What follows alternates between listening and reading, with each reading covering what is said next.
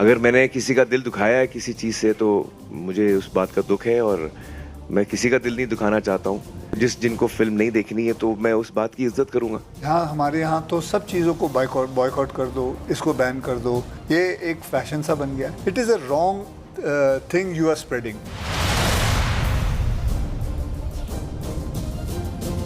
Hello and welcome first, of course, to our special broadcast. Now, a week is supposed to be a long time in British politics. In India, 24 hours can be enough.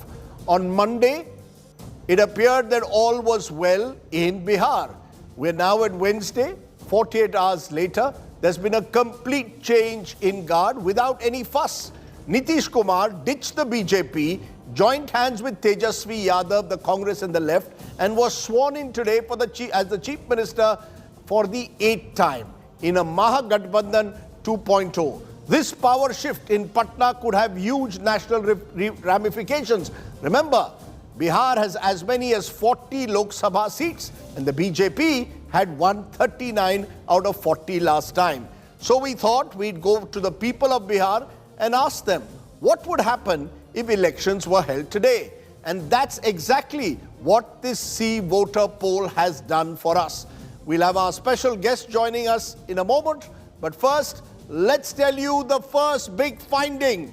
If elections were held today, Lok Sabha NDA 54% would be down by 13% if elections were held on August 10, 2022 to 41%. So a decline of 13% in vote share.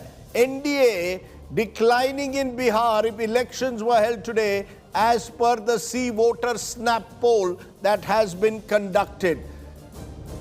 If this was then to be translated into, see, the Mahagathbandhan by contrast is rising from 31% to 46%. So a 15% jump, and look at how that is changing the arithmetic of Bihar. The NDA, which won 39 out of 40 seats in 2019, would be down to just 14. And the Mahagathbandhan, Nitish, Tejashwi, left Congress, would be up to 26.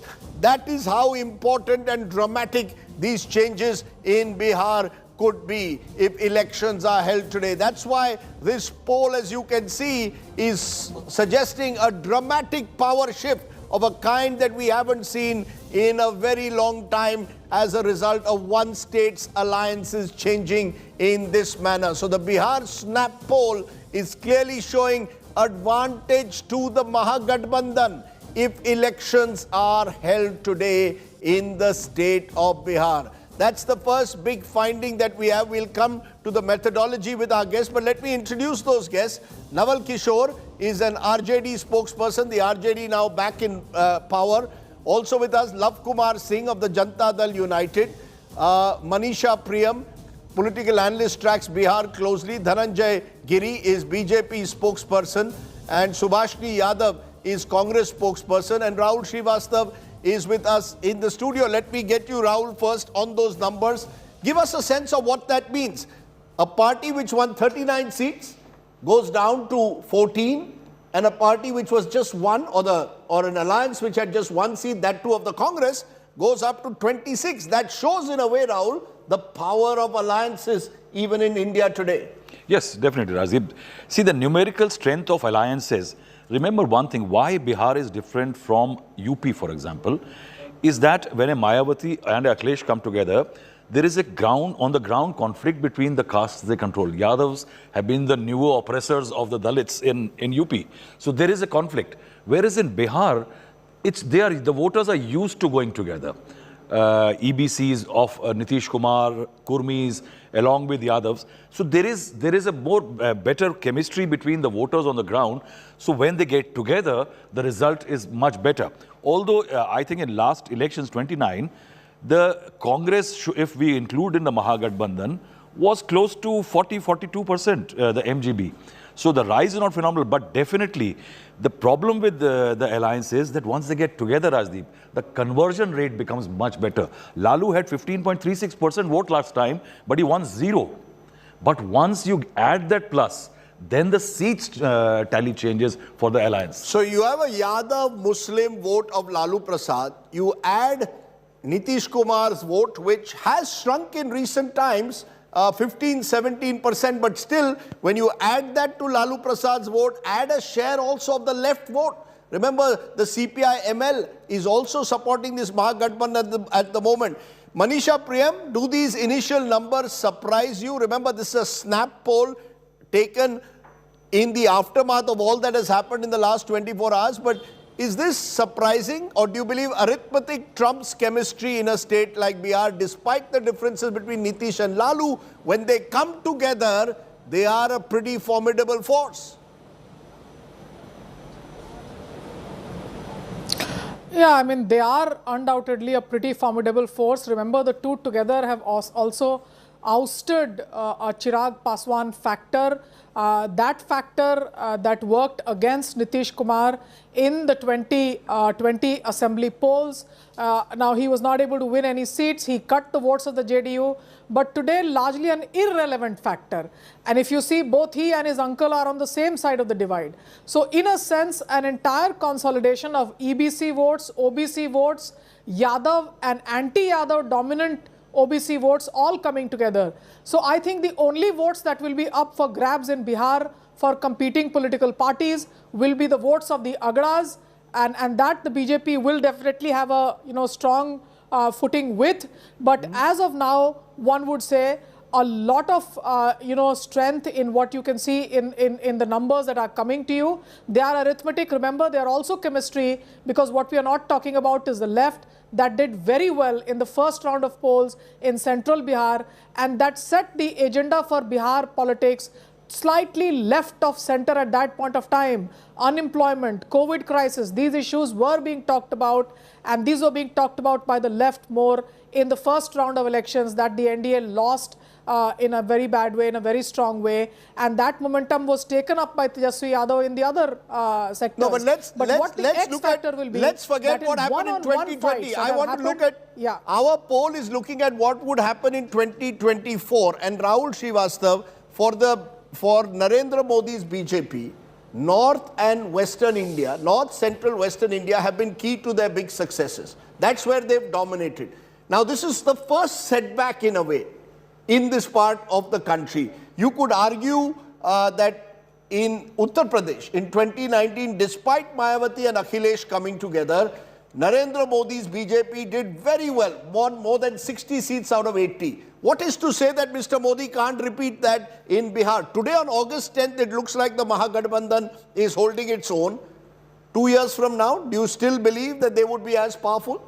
Is this the biggest worry now for the BJP ahead of 2024? See, Rajdeep, in UP, the BJP has been able to create a very nice bouquet of various caste groups. Plus, the Hindu factor, Hindutva factor works in UP. Bihar is a land of million agrarian mutinies. There was a zamindari system where the oppressors and other elements created a much more diverse caste battles than a communal battle. In that, caste is much more critical in Bihar, and once you max the caste bouquet, then you're bound to do better in Bihar. But you see, the element is it here, maxing the caste bouquet, or is it that the BJP in Bihar is not as strong still as the BJP in Uttar Pradesh? Yes, definitely. See, you look at the landscape in Bihar. Tell me one leader that you can bank upon in Bihar. You have a Yogi Adityanath, you had Rajnath Singh. You have not been able to, you have been dependent on the JDU for too long. It's the same story as Maharashtra, where for decades they were dependent on Shiv Sena. It took certain amount of energy, effort and creation of leaders that they have become challenges now to Shiv Sena. They have become bigger. The last election was very critical in Bihar. The BJP needed another 5 years to create leaders. It brought in Rama Devi, an EBC leader. It needed a lot of work, demography, fixing demographies in its favor. All that is undone. Nitish has given a zor ka jhatka dheere se. Zor ka jhatka dheere se. Before I come to my political guess, I want to put one more poll finding. Remember, this is a C voter poll finding. The poll done over telephone lines in Bihar. Preferred next Prime Minister. Because remember, 2024, the BJP will become presidential style like 2019. And look at those numbers. This is only in Bihar among voters. Narendra Modi preferred as Prime Minister by 44%, Nitish Kumar by 22%, Rahul Gandhi by 18%. You add Nitish Kumar, Rahul Gandhi, that becomes 40%. Add some of the other figures and it becomes much tighter. But Mr. Modi still enjoys a high level of personal popularity. Let me get my first reaction. Mr. Giri is joining me of the BJP. Mr. Giri, your first reactions. Ki if polls are held today, it appears that the BJP will not do as well as you did in 2019 in Bihar because of what Nitish Kumar has done. Is this a big setback, yes or no? No, not at all. Because politics is a game of perception, and the journey of a politician is all depends what commitment, conviction, what is the he says. He is standing on that or not. So there is no face value of Nitish Kumar because he betrayed so many times. He went here, he went there, and same time the another party RJD also has done the same. So Nitish Kumar was basically known as the Saaf Suthra Chhavi, the Sushashan Babu he is known as. But the thing is here ki his political emergence, total emergence because of he was the person who stand against the Jungle Raj. This is the basically his USP in the politics. And when he sit in the lap of the Jungle Raj, there is no face value of Nitish Kumar. And today, whatever we were talking, you go and talk to common people of the Bihar. In 2015 also he left the BJP, joined hands with Lalu. They will go with the Nitish Kumar. No, but 2015 he loses his credibility, he loses his base. Mr. Giri, 2015, you remember what happened? The Mahagathbandhan, even though Mr. Modi's popularity was at its peak in 2015, the Mahagathbandhan won Bihar. So who is to say 2024, 25 won't be different? Farak kya hua hai? Might you remember 2014? Nitish Kumar fighted and he out on 2. But that time they were all fighting separately. अकेले अलग-अलग ही लड़े थे. जब भी नीतीश कुमार और लालू प्रसाद एक आए हुए हैं वो जीते हैं. State election is different and center election is different.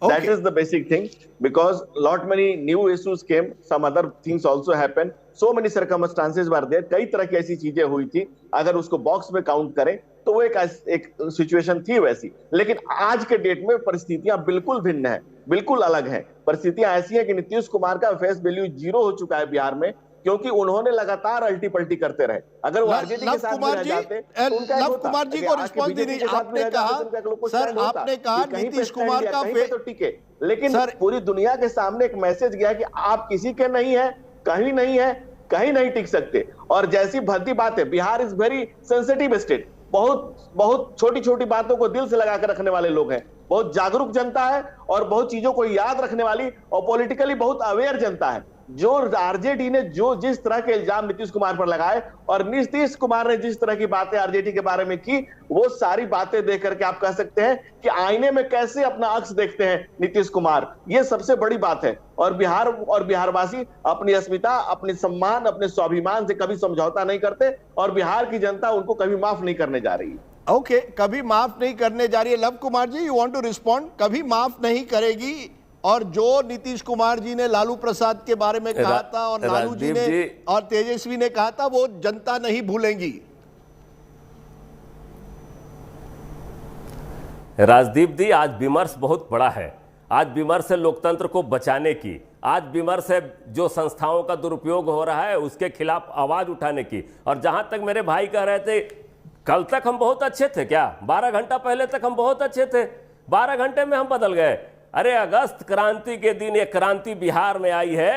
1942 में जो था भारत, अंग्रेजों भारत छोड़ो, और 9 अगस्त 22 को एक क्रांति आई है नीतीश कुमार के नेतृत्व में.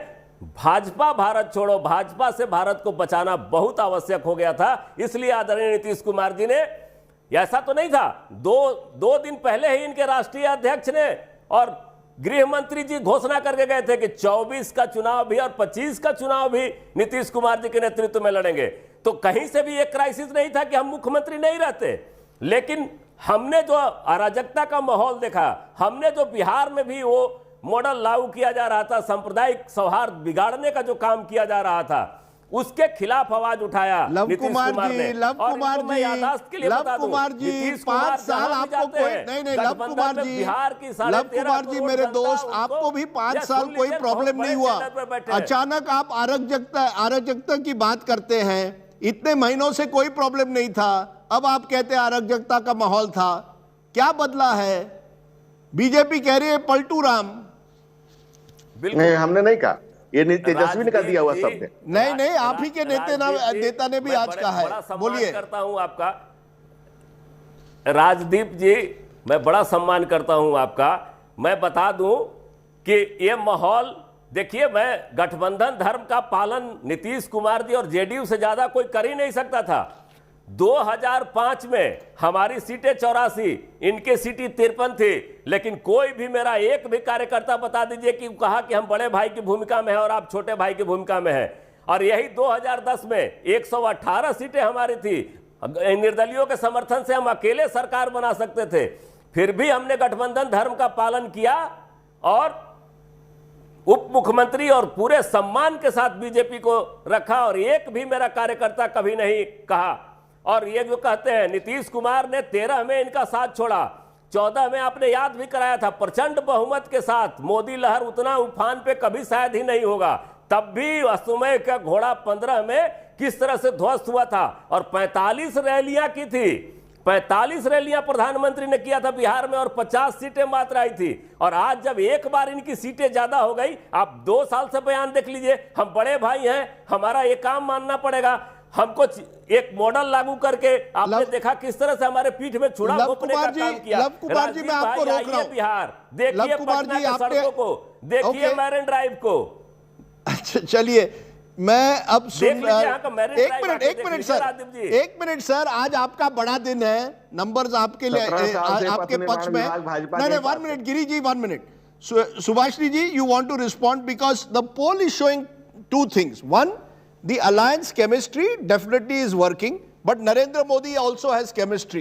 44% out of the poll, those polls say they prefer Mr. Modi as their prime minister. In fact, more than the NDA. NDA is getting 41% as poll, 44% want Mr. Modi, only 18% Rahul Gandhi, Nitish Kumar 22%. By the time these elections are held in 2024, Mr. Modi could become the factor. Rajdeep ji, first of all, I would like to mention here again, like in the era of 1942, the way Congress established Quit India movement on 8th August in Bombay AICC session. This was an iconic day, and this again iconic day was repeated in Bihar yesterday when the two parties and major alliance of these parties decided to come together to fight against the fascist forces. You talk about 2024. You surely, Subhashini ji, please do not compare Quit India movement with what happened in Bihar. Please. This is, Bihar is opportunism, that was idealism. No. Please. It is not opportunism, Rajdeep ji. I would like to mention here, it was Quit India movement, and this time it is Quit BJP from India. And this time, and everything happens from the land of Bihar. And we are going to see a revolution in this.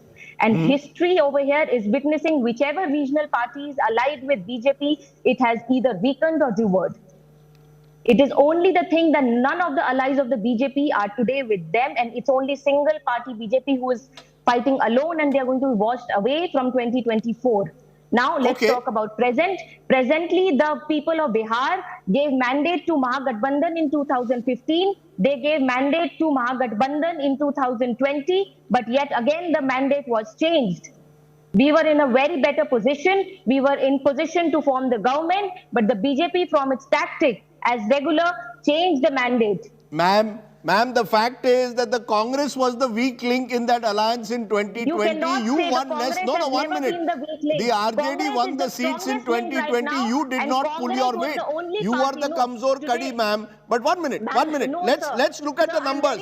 Let's not fight. Call Congress a Kamzor Kadi. It is the Kadi of the Mahagathbandhan. It is the Kadi of the country. The single largest party who talks about unemployment, who talks about how people are being starving for food, inflation and GST. I would not like you to repeat this word against Congress party, because Congress party has always stood by the common people, and the BJP has always betrayed. So you're saying the fact, madam, I have to go by the facts. The fact is Congress's strike rate was what brought down the Mahagathbandhan in 2020. But let's move on. No, sir. Who has benefited the most from this snap poll? The RJD guest now joins me. BJP JDU breakup. Who has benefited? 48% say Tejashwi Yadav. Tejashwi Yadav is the big winner, say 48%. Nitish Kumar 20%, BJP 17%. So clearly Tejashwi Yadav, as a result of what has happened, has emerged as a player. Mr. Yadav, आप बताइए, how do you see this? देखिए, in fact ये पूरे बिहार की जनता की जीत है। जिस सरकार का लोग इंतजार कर रहे थे वो वास्तव में अब उसकी आगमन हुई है या उदय हुआ है। और इसको आप देख सकते हैं, it is the end of BJP at all India level. It is not only end of BJP in Bihar, क्योंकि बिहार में 7 दल एक तरफ हैं और दुनिया का सबसे विशाल दल तथा कथित विशाल दल अकेला पड़ गई है। और यही हाल पूरे देश में होने जा रहा है। और बिहार में इसका 3 प्रमुख कारण है। एक, जो कि लगातार बीजेपी झूठ बोलती रही है कि बिहार को विकसित करने का, तो बिहार को स्पेशल पैकेज कभी नहीं दिया। और दूसरा झूठ, जो कि राष्ट्रीय स्तर पे भारतीय जनता पार्टी ने कास्ट सेंसस कराने से मना किया और बिहार में डर के मारे वो जो झूठ बोलने का कार्यक्रम किया कि वहां पे यूनानिमिटी में साथ रहा। और वहां पे साथ रहते हैं जो स्टेट यूनिट कहता है कि कास्ट सेंसस होना चाहिए और राष्ट्रीय यूनिट कहता है कि नहीं होना चाहिए। ये दोहरा चरित्र जो भारत में भारतीय जनता पार्टी की है उसका उजागर हुआ है। और तीसरा और सबसे महत्वपूर्ण, जो सबसे बड़ा झूठ और फरेब जो उन्होंने 2020 के चुनाव में किया कि 19 लाख रोजगार देंगे, और 19 महीना बीतने के बाद 19 रोजगार की बात नहीं की और अग्निवीर योजना लाकर पूरे बिहार के युवाओं को उन्होंने छलने का काम किया। इसके पृष्ठभूमि में एक आइडियोलॉजिकल यूनिटी सामने आई है जिसमें 7 दल इंक्लूडिंग जनता दल यूनाइटेड एक ऐसा फ्रंट बना है। आइडियोलॉजिकल यूनिटी आप आज कह रहे हैं, कल तक वो आपके दुश्मन थे। आने वाले 2 साल में और भी समाप्त हो जाएगा। सर 2000 नवल किशोर जी 2020 में कहां थी ये आइडियोलॉजिकल यूनिटी? तब आपने कहा नीतीश कुमार ने कुछ नहीं किया बिहार के जनता के लिए। 2020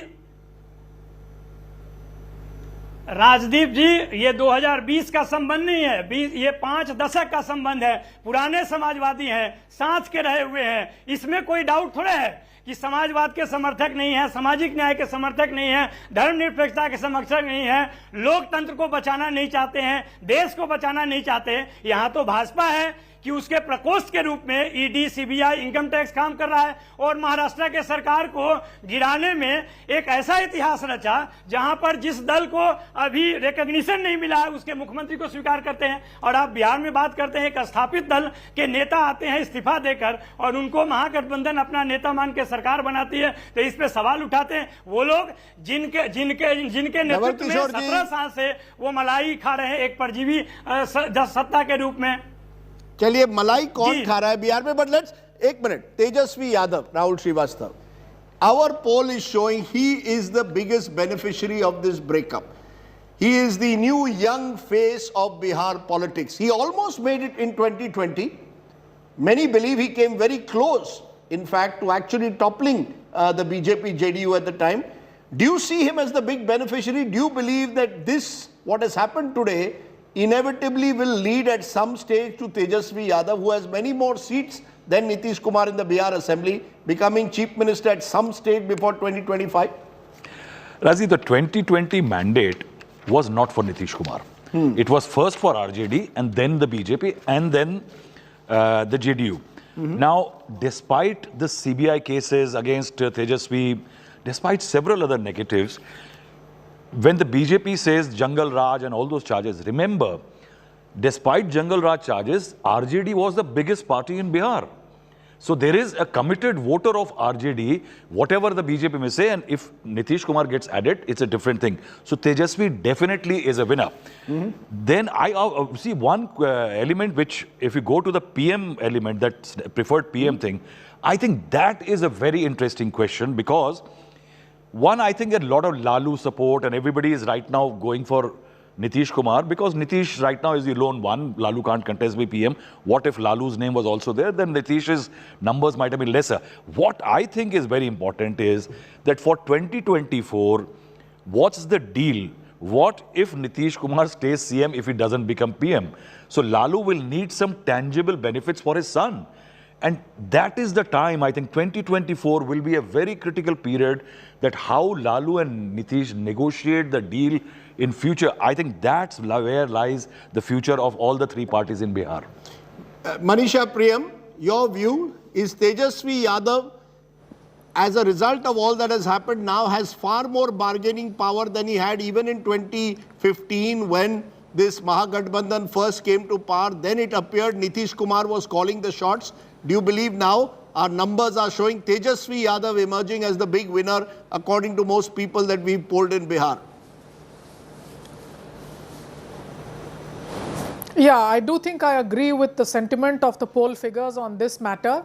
And remember very much, I agree with most of what our senior friend Rahul Srivastava has just said, barring one point where I would like to add, and that is that 2020 victory of the numbers, the strong numbers that Tejashwi and the left together had, they represented a shift of agenda. Remember, joblessness, the lack of jobs. We talk about demographic dividend. Which is the state where you are likely to have the largest population of the young? The Agniveer. If you go and see Patna's gullies, they are khacha-khach with coaching centers. And these coaching centers are no longer of the rich and the elite. The poorer caste, the OBCs, the EBCs, they are struggling in the gullies to be able to make it somewhere into the Bharti ladder. You have to see it to believe it. So I think the pincer moment that happened with Lalu, Sushil Modi and Nitish Kumar in Patna University at the time of the anti-emergency movement, when the youth took to protest,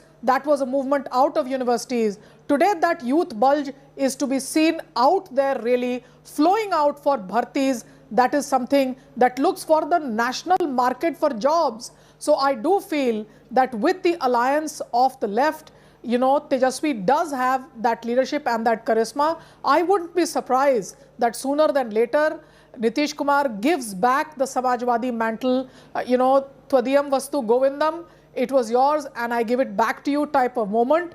There was also the question of who the successors of the movement of the JDU and the RJD will be. I think that answer is implicitly settled. With Nitish Kumar, you will never find him making the obvious statements, but very, very clear. The fact that is not being discussed is the continuity between the Agniveer protests, the Bharti protests, the leaking of papers, and the 2020 elections, when joblessness and distress of COVID amongst agricultural laborer had become the central issue for the first round of polls. And I think that's going to be very, very important.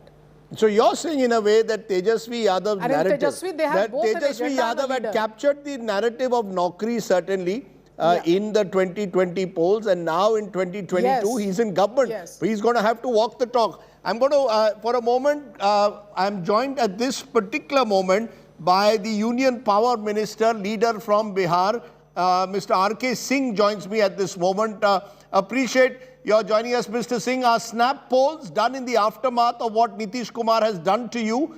The general sentiment seems to be he and the Mahagathbandhan would have an advantage electorally if Lok Sabha polls were held today. The sheer size of their alliance, do you concede, poses a huge challenge to the BJP now? I don't agree, Rajdeep. Basically what we found to our cost during the last assembly election was that there was a huge anti-incumbency against Nitish, and that weighed us down. We gave him more than 100 seats. I think we gave him 115 seats. He won only 40. And, that also was because of our votes. Out of 100 odd seats which we contested, we won 77 against the RJD. So he was actually a bit of a burden, a millstone around our neck, and we had to carry him. Before the election, many of us, many leaders from Bihar had, advised the central leadership against getting into an alliance with him because of the anti-incumbency. Rajdeep, you would have seen images of the anti-incumbency when he was campaigning around the state for the assembly election, the catcalls, the hoots, etc. And, his position is this, that if he contests alone, if the JDU contests alone, I can, wager any bet that the JDU will not get more than 10 seats. But sir, you're saying that, but I can only go by past elections. 2019 parliamentary elections, the BJP swept the elections, you won 39 out of 40. 2015 assembly elections, Nitish Kumar and Lalu Prasad came together and had a huge victory. Do you fear what happened in 2015 could happen in Bihar in 2024 and 2025? And therefore, the BJP's possibilities of sweeping the state, a large state like Bihar, are now in serious jeopardy. Do you agree to that or not? I want Rajdeep. You know, the elections for the parliament and the election for the assembly, number one, are decided on two different parameters by the voters. When the voters vote for the parliamentary elections, they look at who the prime ministerial candidate is. They look at which is the government, which is the party which is going to form the government. So they choose at the national level the party and the leader. And in that, I can tell you, and Rajdeep, we can discuss this again in 2024, just after elections. My sort of assessment is that we shall win all 40. You know, if we contest alone, we gave, I think, more than half the seats to Nitish Kumar during the parliamentary elections. Whatever he won was again because of our vote. Otherwise, when he contested, you see, the point is, the basic fundamental fact is that he doesn't have the votes. If he contests alone, he won't get even 2 seats in parliament. He'll get 1. That is all in Nalanda. That's the challenge. You know, okay, some would say, of course, 40 out of 40 seems virtually impossible now for the BJP, but who knows? What our poll, though, is showing, Mr. Singh, is as of today, if elections are held, the Mahagathbandhan would win 26 out of 40, you would win 14. That would be a huge gain for the opposition, a huge loss for you. Do you at least concede that Bihar is a big challenge for the BJP? What might have been seen as a cakewalk now will be a huge challenge given this broad alliance that has been forged against you? Do you concede that Nitish leaving you is a setback or not? No, Rajdeep. Again, I'll repeat myself. Nitish was a burden. You see, there was a huge anti-incumbency against him. Whatever seats he won because of our votes, both in the parliament as well as in the assembly. Now, freed of the burden, I think we'll do much better. We'll win. My target, I think that we'll win at all the 40 as far as parliament is concerned. He was a burden. Now the burden has shifted to RJD, and this will bring them down. He will have to give him. You see, the thing is that how many seats will Nitish Kumar be content with? If he asks for 50% and Tejashwi gives him 50%, then that means Tejashwi has lost those 50% of those seats. We'll win those 50%. That's the point. You see, basically the burden has shifted, and my best wishes to Tejashwi. No, but how are you going to compete? How is the BJP going to take on this white caste combination? What is the strategy? Where does this optimism come from that you'll win all 40, given the fact that if Yadavs, Muslim, Kurmis, extremely backward castes are all coming together on one platform? What is the strategy that the BJP now has? Rajdeep, just look at the neighboring state. Look at Uttar Pradesh. Look at what happened to the Samajwadi Party in Mayawati. You see, it doesn't work. It doesn't work that way because, as far as the chemistry is concerned, as far as the extremely backward castes are concerned, if they have an allergy against anybody, it is against the Yadavs. The Yadavs have been oppressors in the rural areas. I don't know whether you have any acquaintance with people living in the villages in the Bihar or Uttar Pradesh.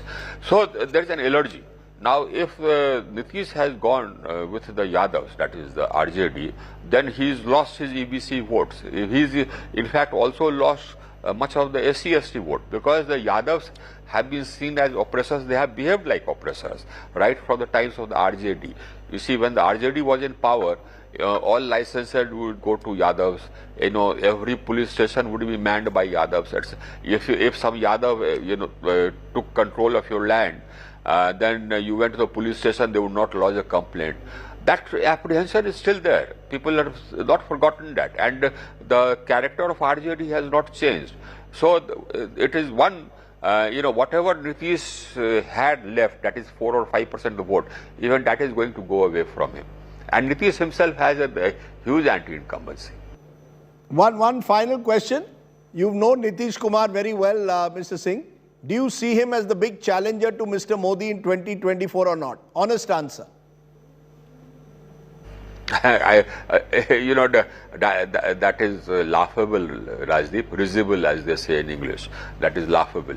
This is a gentleman whose party is the third in Bihar. He's the third biggest in Bihar, not even the biggest. and his total vote size would be 4 or 5%. He doesn't have any presence outside of Bihar anywhere.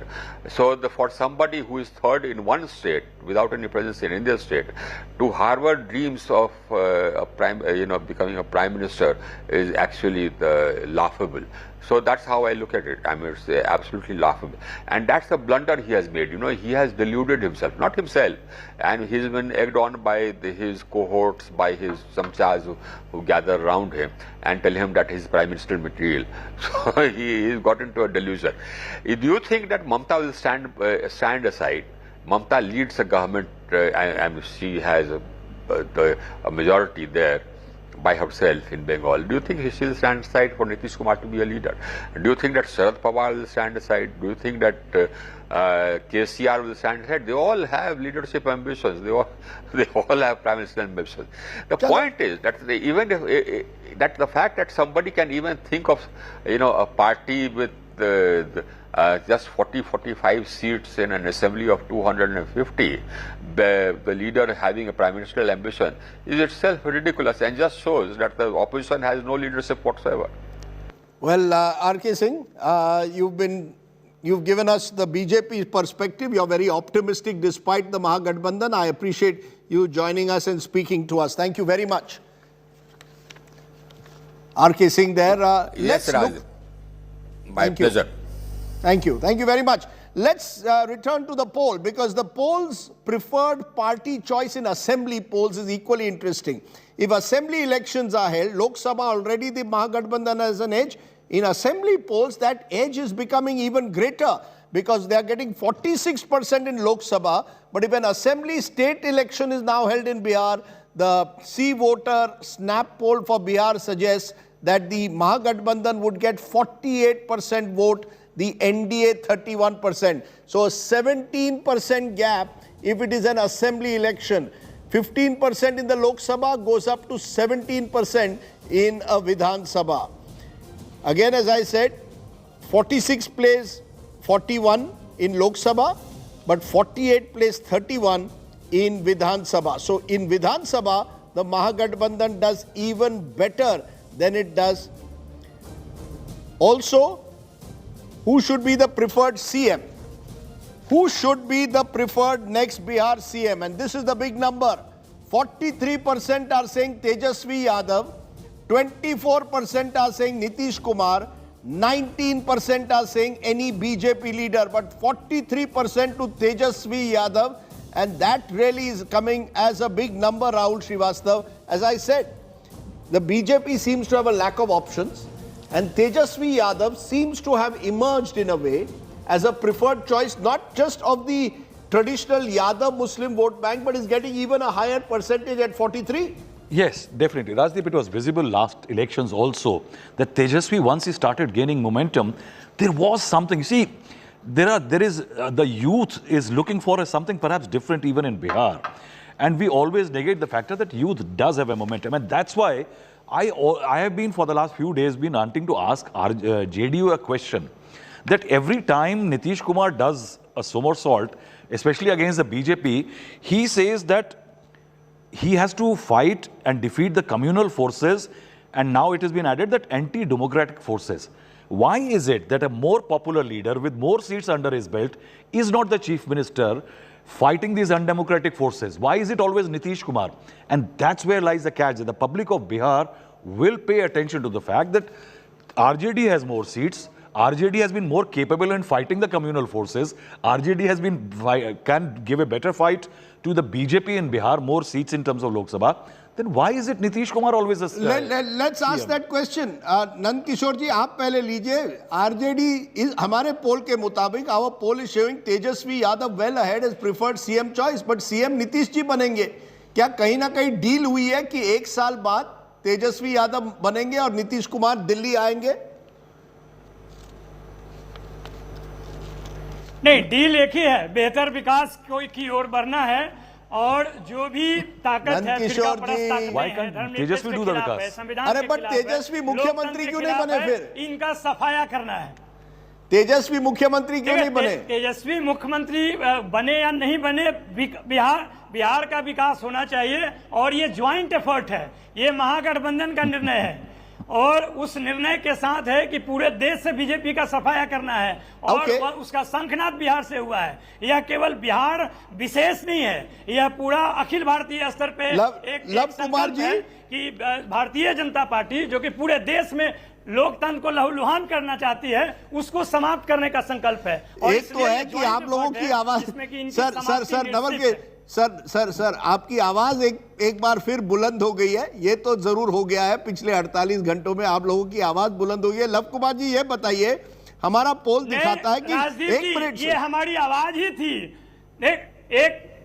एक minute बस, 10 second. जिस आवाज की आप बात करते हैं ना, 1990 से 2005 तक जो वंचितों का आवाज है, उसी का तो दुष्प्रचार भारतीय जनता पार्टी करती है कि यह जंगल राज है।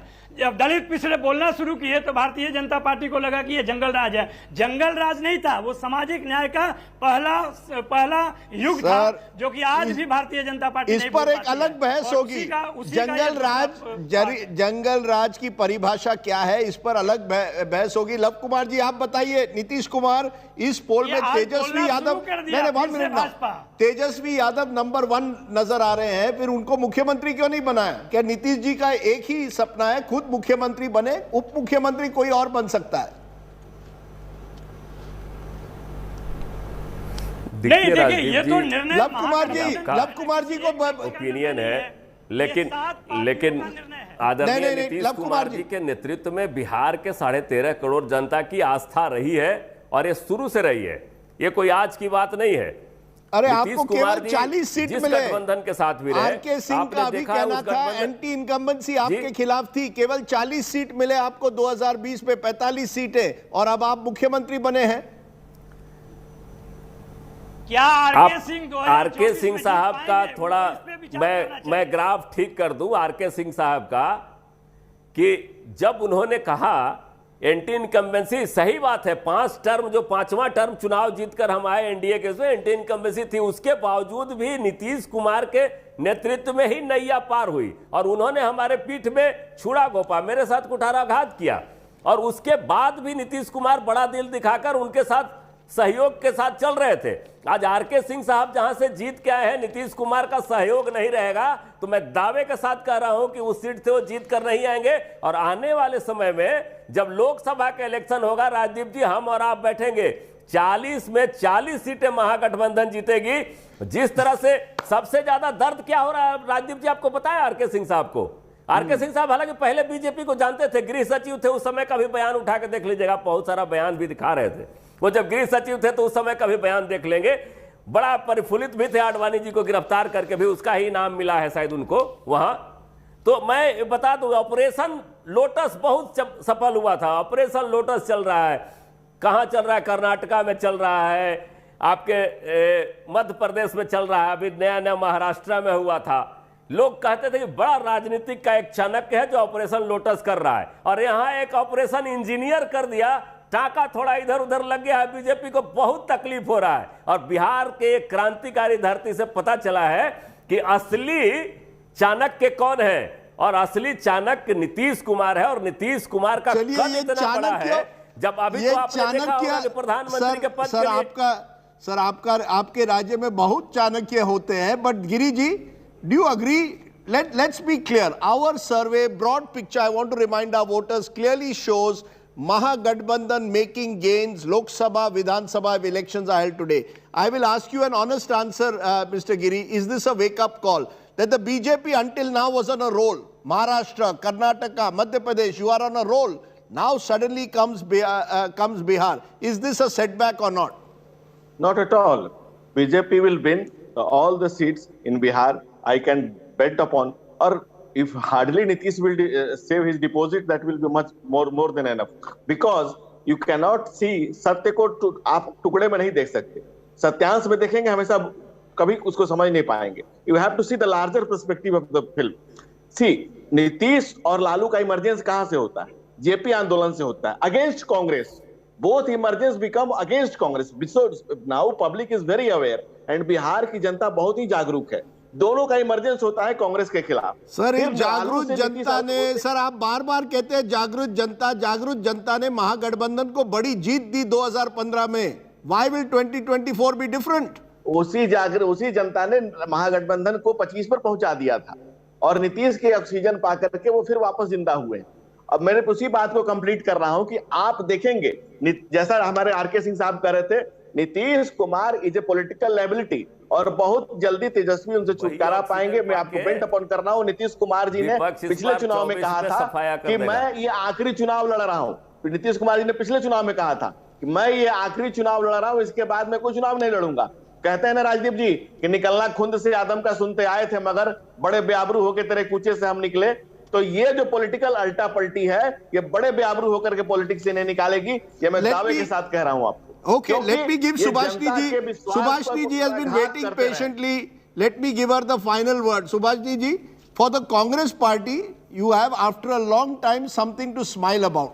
But the fact is you are riding on the back of Nitish and Lalu. Ye janiye, this is nothing to do with Congress revival. This is to do with the opposition's survival. Rajdeep ji, first of all, I would like you to take the words bag of Kamzor Kadi for Congress. Congress is not Kamzor Kadi. If Congress would have been Kamzor Kadi, Mr. Nitish Kumar would have not reached to Mrs. Sonia Gandhi first. He reached out to her for this alliance because this is in benefit of our country. How people are suppressed. Who is the leader of this alliance? Unemployment. No. Who is the leader of this alliance? So the leader of the alliance is Mr. Nitish Kumar. And over here, we see the leadership of all the union of parties, 8 parties which have come together to fight against BJP. And you told me that this has nothing to do with Quit India movement. Of course, it has to do with Quit India movement because this is a movement which has arisen from Bihar, land of Bihar, which I can clearly quote, it is Quit BJP movement which has hit from Bihar and it is going to show their effect in 2024 and we are going to see a big change. And in this position, I would say Congress would be in the driver's seat for this. Okay, let me therefore leave you with my final word. Let me leave you therefore with my final word. The final word is quite simply this. We've given you numbers. These are of course snap poll numbers. Politics changes dramatically week by week, month by month. But as of today, the Mahagathbandhan once again coming together is perhaps the first big setback, serious setback that the BJP has received in what appears to be otherwise its belief that it's going to return for a hat-trick in 2024. Where they won 39 out of 40 seats, our poll is showing the BJP would be down to 14 and the Mahagathbandhan would be up to 26. And can what happens in Bihar now be replicated with more alliances in other parts? Karnataka, for example. We'll wait and see. Our aim here is simply to look at the numbers and try and make sense of them. Thanks for watching. Stay well, stay safe. Bihar mein Kaaba. We'll find out in 2024, or who knows, even earlier. Thanks for watching. Bye for now.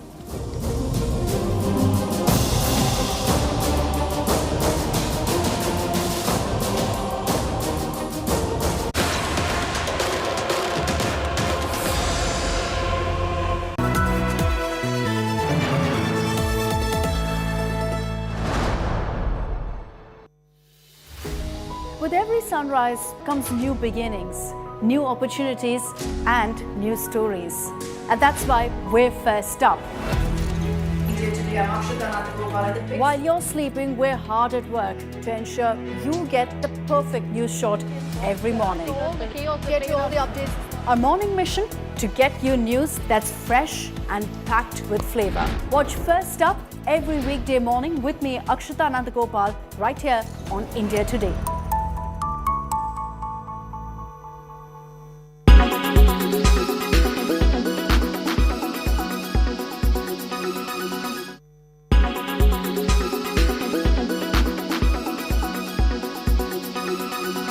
Make your media plan smarter with India Today Live TV on your connected devices.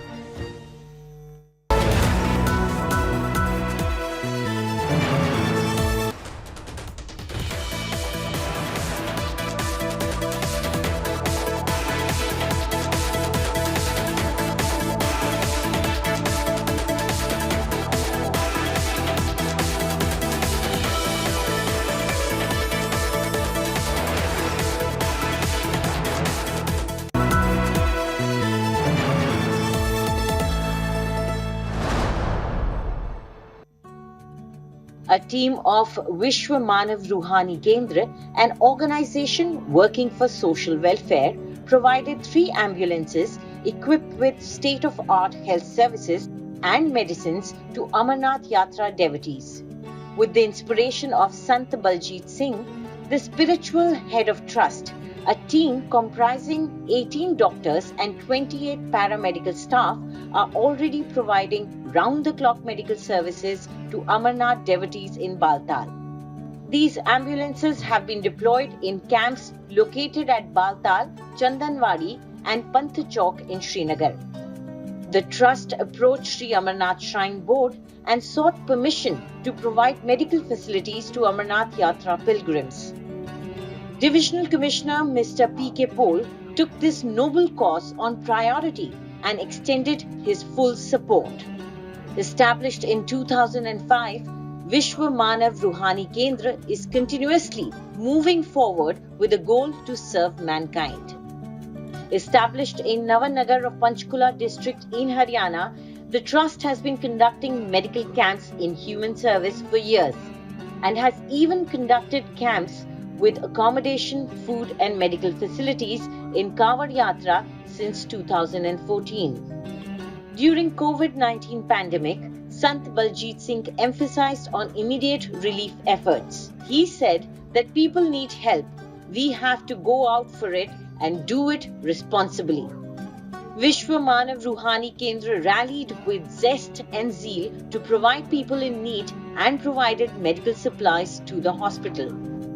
Vishwa Manav Ruhani Kendra has around 240 centers throughout India. It operates on a charitable basis and undertakes charitable social service programs that serve the medical field, education sector and supports students, orphans, sick and elderly. The trust also provides relief during natural calamities and organizes large-scale devotional celebratory events that are offered free to the community.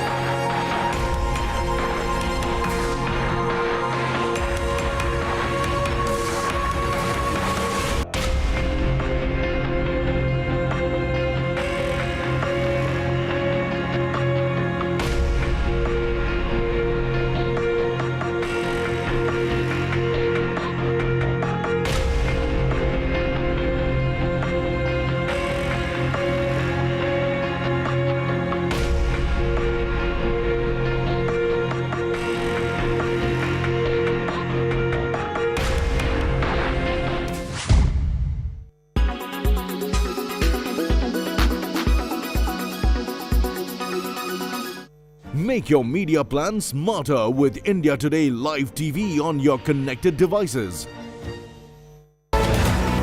Presented by Aditya Birla Capital. Co-presented by Star Health Insurance, the health insurance specialist. Co-presented by JK Tyre Ranger Series. Stay wild at heart.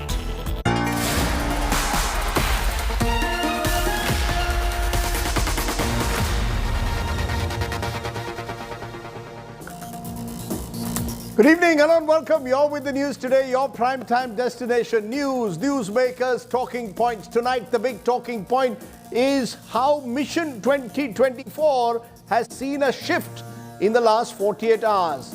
Could Nitish Kumar be the opposition's face as is being widely speculated? Kaun banega challenger? We'll be assessing the strengths and liabilities of all the big challengers for Prime Minister Modi in 2024. But first, as always, it's time for the 9 headlines at 9. Nitish Kumar takes oath for a record 8th time as Bihar Chief Minister. Tejashwi Yadav sworn in as deputy for the 2nd time. This is Mahagathbandhan 2.0. Relief for Nupur Sharma as top court allows clubbing of all FIRs against the suspended BJP leader for alleged hate speech. All FIRs to be transferred to Delhi. Protection from arrest to continue. Supreme Court grants bail to Bhima Koregaon case accused Varvar Rao on medical grounds. Plea mentioned further incarceration would cause his death.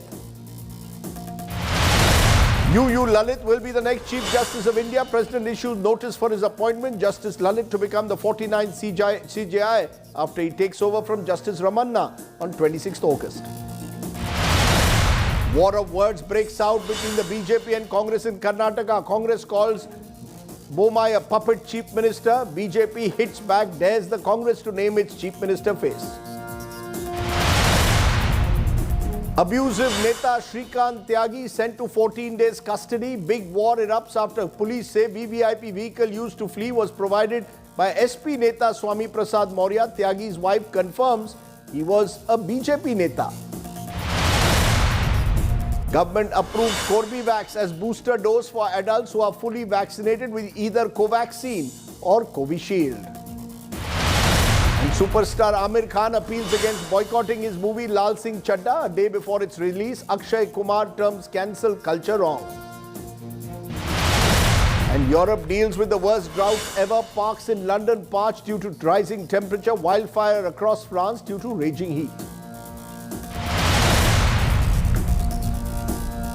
But tonight's top story is coming from Bihar, because a day after he dramatically quit the BJP NDA alliance, Nitish Kumar has wasted no time in taking the fight against the BJP right to the doorstep of Prime Minister Modi. After being sworn in as a Bihar Chief Minister for the 8th time, this time as the leader of a Mahagathbandhan that includes the Rashtriya Janata Dal, the Congress and the left, Nitish claimed that the result of 2024 would be very different to that of 2014.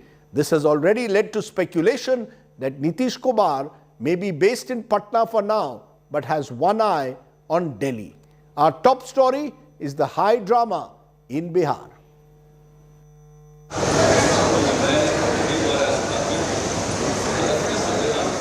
Nitish Kumar takes oath as the Chief Minister of Bihar for an 8th time, followed by RJD leader Tejashwi Yadav as the Deputy Chief Minister. The Bihar power shift settled. The Chief Minister broke his silence on the big question on everybody's mind. Is Nitish Kumar ready to take the fight to Delhi? हम किसी चीज के उम्मीदवार का हम कोई दावेदारी नहीं, लेकिन इतना तो जरूर कर दीजिए ना कि 14 में जो आए 24 तक के आगे रह पाएंगे कि नहीं रह पाएंगे वो अपना सब. Without naming the Prime Minister, Nitish also compared the NDA in Vajpayee's days with the new avatar. श्रद्धेय अटल बिहारी वाजपेयी जी और उस समय जो हम सब लोग गए जौहर साहब के नेतृत्व में और कितना प्रेम करते थे और कितना मैंने मानते थे वो हम कभी भूल सकते हैं. उस समय की बात देखिए, उस समय की बात ही दूसरी है. अब बाद में फिर गए और इसके बाद जो कुछ भी होता रहा तो हमारे दल के लोगों को कुछ नहीं. एक आदमी को हम जिम्मा दे दिए, आप फिर उसी आदमी के बारे में सबसे पूछिए।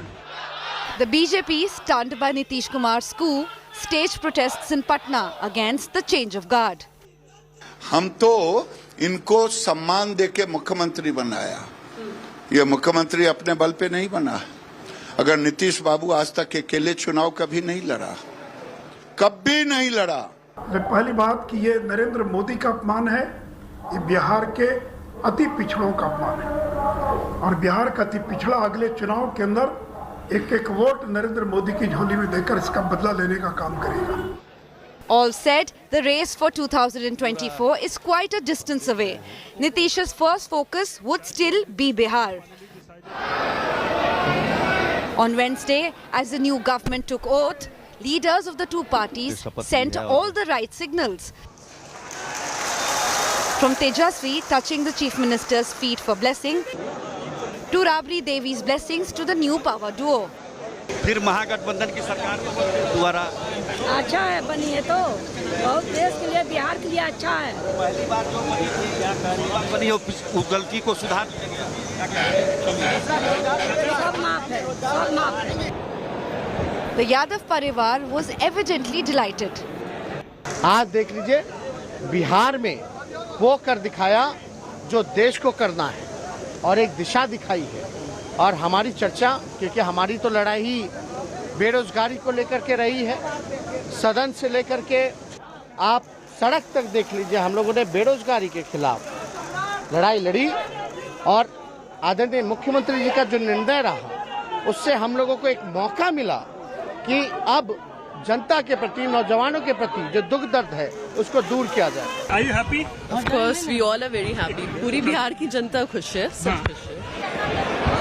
The change of guard in Bihar has national implications. While Nitish Kumar adds to opposition's options for 2024, can they zero in on a challenge to Narendra Modi? Bureau Report, India Today. Today my focus therefore will be, what does Bihar's political changes mean for national politics? Is Nitish Kumar really the challenger to Prime Minister Modi in 2024, or is this typical opposition buoyancy that could soon be crushed? Well, let's start today by a conversation I had a short while ago by someone who knows Nitish Kumar better than anyone else. He was his deputy chief minister for more than a decade. BJP leader Sushil Modi tells me what he thinks of Nitish Kumar's latest gambit. Listen in.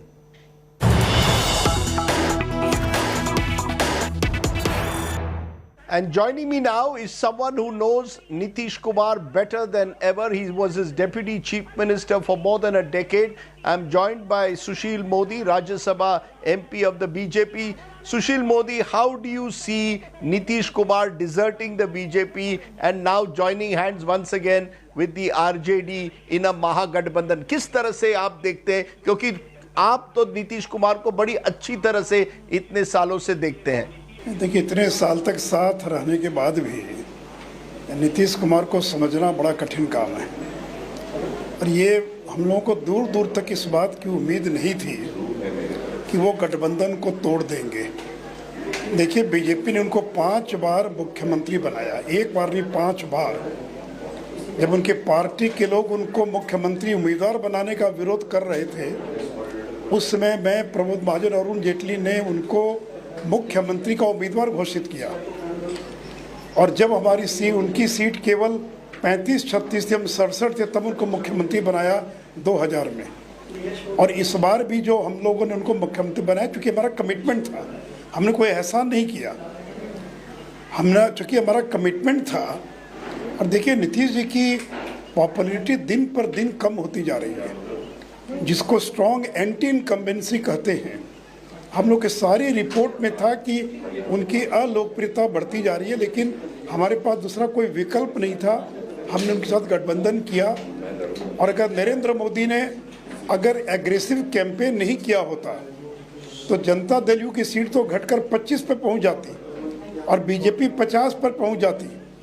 हम लोग जब मैदान में गए तो देखा इतना गुस्सा लोगों के मन में नीतीश कुमार के प्रति, तो ये मैंडेट नरेंद्र मोदी को मैंडेट मिला था और जो अति पिछड़ा समाज उसे नरेंद्र मोदी के नाम पर वोट किया और आपने उसके साथ धोखा दे दिया।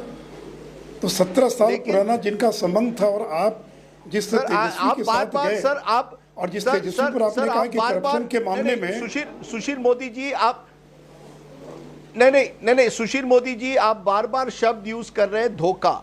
उनका कहना है, नीतीश कुमार और उनके समर्थकों का कहना है कि बीजेपी उनको और उनके पार्टी को लगातार कमजोर करने में लगी थी। जो महाराष्ट्र में आपने शिवसेना के साथ किया वही आप जेडीयू और नीतीश कुमार के साथ करने जा रहे थे।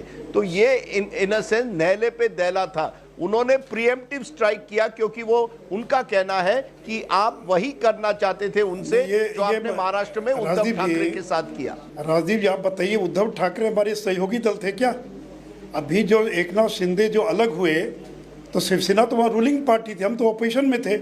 वो तो कोई हमारे आज सहयोगी दल नहीं थे। वो तो उन्होंने धोखा देकर सरकार उन्होंने बना लिया, तो उसकी तुलना क्या हो सकती है? और दूसरी बात ये कि अगर जनता दल को हम तोड़ भी देते तो सरकार कैसे बनती?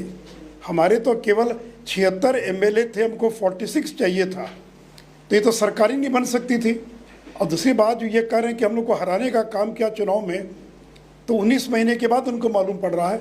अभी मैं ललन सिंह जी की प्रेस कॉन्फ्रेंस देख रहा था कि 2020 के चुनाव में बीजेपी ने साजिश के तहत हराने का काम किया, तो ये 19 महीने के बाद उनको पता चला कि हराने का काम कर रहे हैं। अरे अगर नरेंद्र मोदी नहीं जाते चुनाव में तो 25 पर पहुंच जाते। और नीतीश जी को ये अंदाज ही नहीं है कि धीरे धीरे कितनी स्ट्रॉन्ग एंटी इनकम्बेंसी का वो मुकाबला कर रहे हैं, ये उनको अंदाज ही नहीं है। कोई भी सब व्यक्ति देखिए लंबे समय तक जब सरकार में रहता है तो धीरे धीरे एंटी इनकम्बेंसी जो है, और लोग चाहते हैं नया चेहरा, लोग चाहते हैं बदलाव। नहीं बट सुशील मोदी जी सुशील मोदी जी क्या आप डिनाई कर रहे हैं कि क्या बीजेपी कभी भी नीतीश कुमार को कमजोर करना नहीं चाहती थी? क्या जिस तरह से चिराग पासवान को आगे किया गया 2020 के चुनाव में, क्या जिस तरह से ये कहा जा रहा है कि लगातार नीतीश कुमार को घेरने की कोशिश की जा रही थी? नीतीश कुमार का कहना है कि उनके ही नेता आरसीपी सिंह को एकनाथ शिंदे बनाया जा रहा था बिहार का। क्या आप ये सब कुछ कह रहे हैं, ये सब कुछ उनकी गैर समझ है? ये सब कुछ जब वो कहते हैं साजिश उनके खिलाफ थी, ये बिल्कुल गलत है। राजदीप जी एकदम सफेद झूठ है, सरासर गलत है। इतना बड़ा झूठ कोई दूसरा नहीं हो सकता है। और कोई आरसीपी सिंह इतने बड़े नेता नहीं है कि जनता दलों के 10 एमएलए को भी तोड़ ले। हमें भी मालूम है कि आरसीपी सिंह क्या है। अरे ब्यूरोक्रेट है, अच्छे आदमी, वो अलग बात है। आपके साथ रहे 20 साल तक, आप उनको नहीं जानते।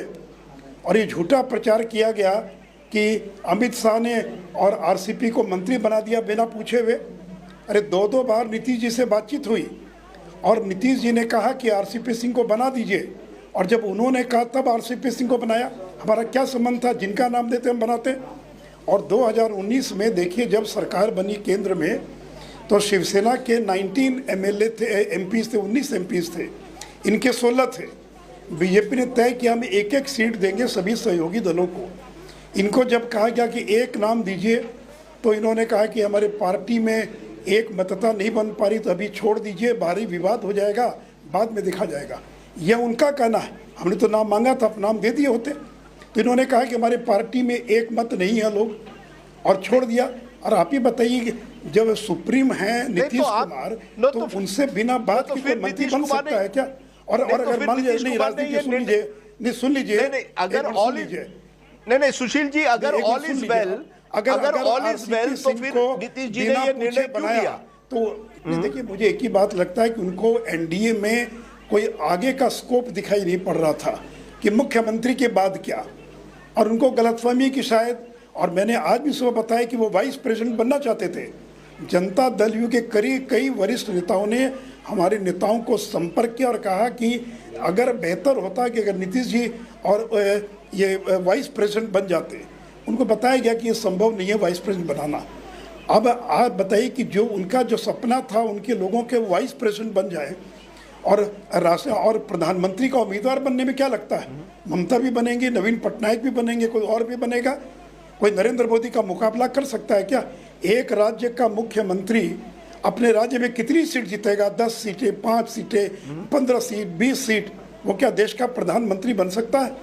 तो इनको लगता था कि एनडीए में मेरे पास कोई और स्कोप नहीं है इसके आगे का, तो ये नए स्कोप की तलाश कर रहे हैं। आप उस तेजस्वी के साथ चले गए जो करप्शन के मामले में तो चार्जशीटेड है, जिनका ट्रायल चल रहा है, कभी भी सजा हो सकती है। आप उनके साथ जाकर दोस्ती कर रहे हैं और बखान हमको कर रहे हैं कि ये तोड़ने की कोशिश कर रहे थे। और चिराग पासवान का मामला तो 19 महीना पुराना है, आप 19 महीने तक क्यों चुप रहे?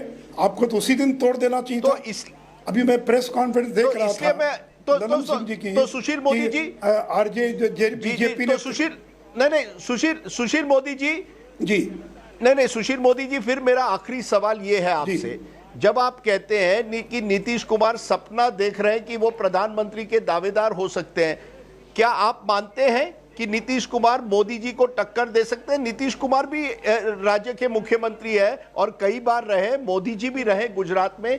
आप क्यों नहीं समझते कि नीतीश कुमार मोदी जी को टक्कर दे सकते हैं? वो हिंदी हार्टलैंड से आते हैं, बैकवर्ड कास्ट से हैं, उनका एडमिनिस्ट्रेटिव एक्सपीरियंस है, उन्होंने महिलाओं के लिए बहुत कुछ किया है। क्या आप मानते हैं कि नीतीश कुमार एक अच्छे एडमिनिस्ट्रेटर पॉलिटिशियन है, या आपको लगता है ये भी सब मीडिया मैनेजमेंट है? आपका आखिरी जवाब, क्या नीतीश कुमार चैलेंजर बन सकते हैं मोदी जी को? राजदीप जी, अच्छा मुख्यमंत्री होना एक बात है, प्रधानमंत्री बनना एक बात है। प्रधानमंत्री वही ना बनेगा जिसके पास 200-250 एमपीज का समर्थन होगा। ऐसे ही कोई बन जाएगा क्या? दावेदारी करने में क्या लगता है? और कोई नरेंद्र मोदी का मुकाबला कर सकता है क्या? देखिए, 2014 के नरेंद्र मोदी नहीं हैं। आज उनका ग्राफ आपको भी मालूम है कि 2014 से कई गुना ज़्यादा ऊंचा उनका ग्राफ है। और नीतीश जी का ग्राफ तो रोज पर रोज नीचे गिरता जा रहा है, उनकी पॉपुलैरिटी का ग्राफ तो नीचे गिरता जा रहा है। और उसी का परिणाम था कि 2020 के अंदर जनता दल की ये हालत हुई कि 45 सीट भी जीतना मुश्किल हो गया उनके लिए। ये कोई बीजेपी अगर नहीं होती तो 20 पर पहुंच जाते वो। तो इसलिए कोई देखिए, नरेंद्र मोदी का कोई मुकाबला, कोई नीतीश कुमार, कोई ममता बनर्जी, कोई केसीआर, ये लोग कोई मुकाबला नरेंद्र मोदी का नहीं कर सकते। सुशील मोदी जी, आपने हमसे बात की, बहुत बहुत शुक्रिया, thank you very much. So the big question, you heard Sushil Modi there claiming that it is laughable in a way that that Nitish Kumar can challenge Narendra Modi, but kaun banega challenger? Can the opposition find a prime minister face for 2024? Does Nitish's entry really now strengthen the opposition? Is 2024 really a done deal for the BJP, or are the permutations and combinations now changing once again? I am joined today by someone who knows Nitish Kumar also very well. He's been National General Secretary, close aide of Nitish Kumar, was once in the JDU, now with the TMC. Author Pawan Kumar Verma with me, former MP of the Rajya Sabha from the JDU. Sanjay Kumar, co-director Lokniti, is also joining us, one of the country's leading psephologists. Rajat Sethi is author and political analyst who's been close to the BJP. Thank you all very much for joining me. Before I come to you, we did a Bihar snap poll with C Voter, and that poll is giving us interesting findings because it's showing that if Lok Sabha elections are held today, the NDA, which got 54% vote in 2020, would now be down to 41. From 2019, 54 down to 41. The Mahagathbandhan would go up from 31% to 46. So a huge jump as a result of Nitish joining. Seat share, and this is interesting because remember, the Modi-led BJP swept Bihar in 2019. They won 39 out of 40 seats then. But now, with these new equations, they would be down to 14 and the Mahagathbandhan to 26 as per this poll. So the caste arithmetic is very strong. And then there is the Tejashwi Yadav factor. Tejashwi Yadav, according to this poll, would emerge as the preferred next CM. 43% for him, Nitish 24%, and any BJP leader 19%. One more data point that I want to give is about Prime Minister. We have also asked in this poll, who is your preferred choice for Prime Minister? And when we've asked that question about Prime Minister, Mr. Modi and the BJP, who don't do as well in terms of seats at the moment compared to 2019, Narendra Modi is still the preferred choice for Prime Minister. In that stakes, you will see Mr. Modi 44%, Nitish 22%, Rahul Gandhi 18%, others 17. So how are we to see not just these poll findings, but all that has happened in Bihar in the last few days? Pawan Verma, how do you see Nitish Kumar? He hinted today that Patna today, Delhi tomorrow. Is it now back to 2013 when again there was talk of Nitish Kumar emerging as this so-called secular challenger to Mr. Modi? Do you see history repeating itself? You know, there is a difference between 2013 and what may be the situation in 2024. In 2013, after the relatively lackluster second term of the UPA, Narendra Modi came like a prince on a white horse, promising the voters a stable government and a strong leadership. And the contrast was very stark. And people voted for Narendra Modi. Now, what is likely to happen today or in 2024 is that essentially Mr. Narendra Modi's USP today is that the opposition is fragmented and there is no face which can be projected against him, because there are very strong and legitimate discontents among the people. The opposition has the potential to challenge the BJP because the BJP is essentially a party that rules 49% of India and derives its maximum number of seats above the Vindhyas, where its principal opponent has been the Congress, and its strike rate against the Congress so far has been 96%. However, if the opposition has possibly a new face, an organizational plan which is pan-Indian, and the ability to come together unitedly to take on the BJP, it makes 2024 far from a done deal. Because today, people are tired of the BJP deflecting attention from real issues by the use of Hindutva and religious bigotry or hyper-nationalism. But that's not shown. No, I must stop you. That is not shown in any poll. With due regard, Mr. Verma, we just had elections at the start of the year, including in Uttar Pradesh, where the BJP, for the first time in more than 3 decades, a government was re-elected. So when you say that people are tired of being deflected by Hindutva, by religious bigotry, on the ground, the BJP is winning elections. So are we seeing simply what happens in Bihar today is not necessarily going to happen in India tomorrow? Bihar may well be sui generis. I agree with you. But I am saying that the manner in which the entire opposition, in spite of past contradictions, has united in Bihar is a template for an opposition across the country which knows either you hang together or you hang separately. And that is a situation which the BJP has created, even in UP, if I may dare say. If Mr. Akhilesh Yadav had co-opted one more constituency in addition to the Muslims and the Yadavs, the BJP would have got a fight. In fact, Mr. Akhilesh Yadav increased his seats substantially. So therefore, what the opposition needs is better grassroots planning, better coordination, a better pan-Indian systemic network, and a face and a narrative. And the reasons for the narrative exist because there is today very, as I said earlier, very legitimate discontents on the ground. Whether it's price rise, whether it's unemployment, whether it's the authoritarian nature of the regime, whether it is the endemic instability caused by the BJP's desire to reap short-term political dividends by creating communal divide. There is today a sense that Mr. Narendra Modi's essential USP is the absence of a credible challenger. And you believe that Nitish Kumar is that credible challenger? Very quickly before I move on, you believe Nitish Kumar is that? I'm giving his strengths. Look at all his strength. No serious corruption charge, is a OBC, is from the Hindi heartland, is not a dynast. Do you believe that Nitish Kumar is that challenger? Yes or no? I think he could be, but that depends on him. He said today in his press interaction that मैं दावेदार नहीं हूँ. But he also hinted that perhaps the results of 2024 can be different. And that shows that with all the factors you mentioned, including the fact that he has been minister for 17 years, that he is a powerful personality in Bihar, even though anti-incumbency may have diminished his stature somewhat.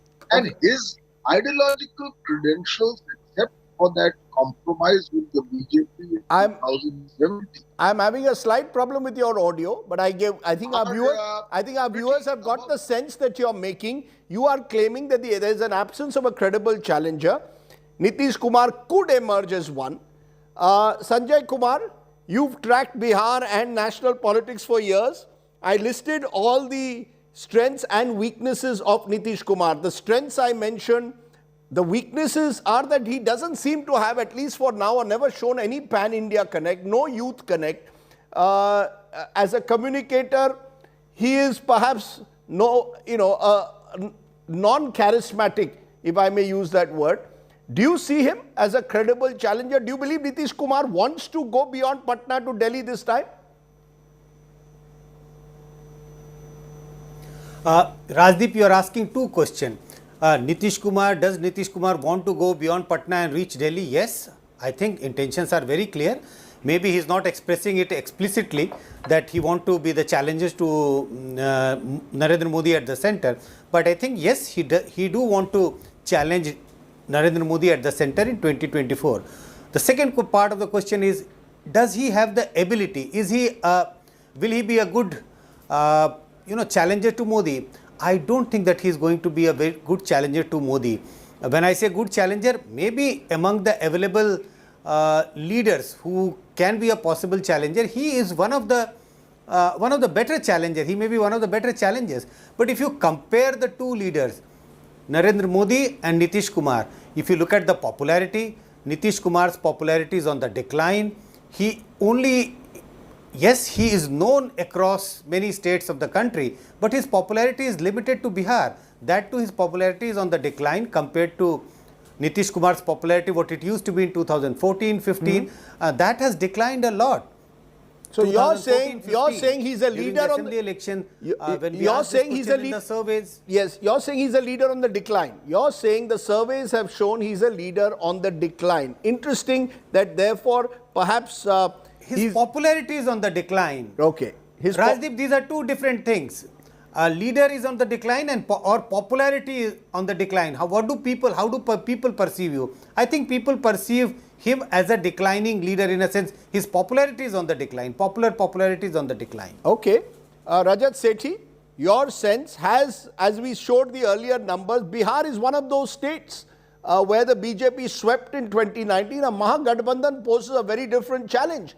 And therefore, this Nitish formula, perhaps of bringing together as many like-minded parties together, does pose a potential challenge to 2024, is it not? I think, Rajdeep ji, in the run-up to 2024, we should not jump the gun. There are solid 2 years before that where Nitish Kumar has to handle this very complicated alliance. He is a diminished person coming out of this alliance. Will he get the respect? He will largely be a de facto, he will not be the de facto sort of face of this alliance, Tejashwi will. He will continue to be that titular head, what Sushil Modi ji has been mentioning in various press conferences today.